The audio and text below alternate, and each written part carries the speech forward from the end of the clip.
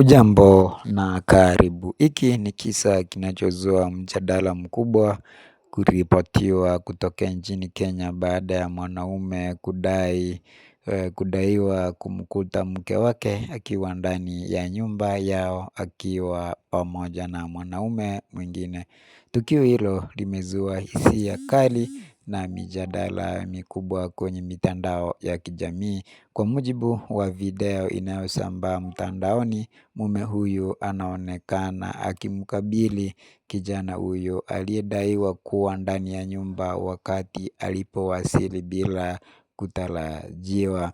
Video hiyo inaonyesha hali ya mvutano huku mume huyu akitaka maelezo kutoka kwa mke wake na mwanaume huyu kuhusu kilichokuwa kinaendelea. Ni jambo ambalo linadaiwa kufanyika jana.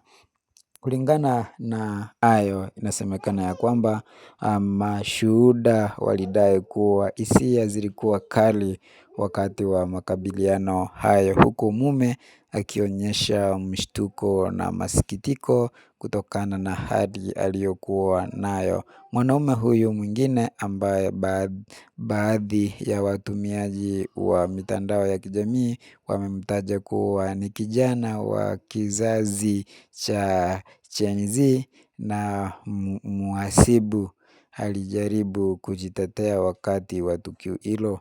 Wakati huo huo, mke huyo alionekana akiwa ameduwaa huku akisimama kimya wakati mabishano kati ya wanaume hao wawili yakiendelea. Tukio hilo limeendelea kuzua maelfu ya maoni mtandaoni.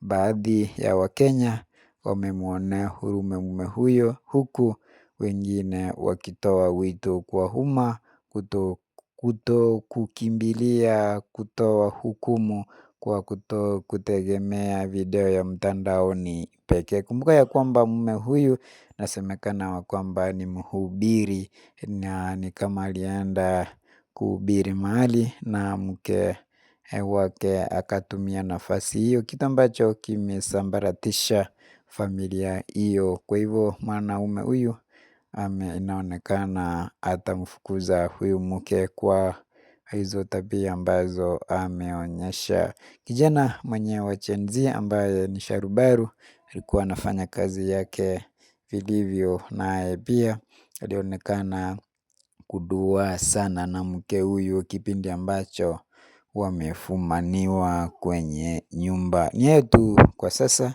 ni jambo ambalo ni la kushtua sana. Wewe umeenda kazini, umeenda kufanya jambo la muhimu, kisha baadaye unarudi ghafla na kumkuta mkeo na mtu mwingine. Je, utafanya nini? Kwa hivyo huyu alichukua muda wake na kumhoji huyu kijana, kitu ambacho kimezua